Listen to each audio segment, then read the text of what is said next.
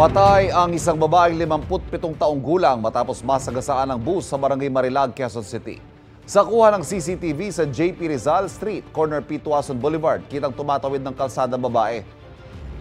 Hanggang sa tinamaan na siya at nagulungan pa ng bus. Noong oras na yon, naka-green light ang pedestrian signal pero biglang nagkulay pula.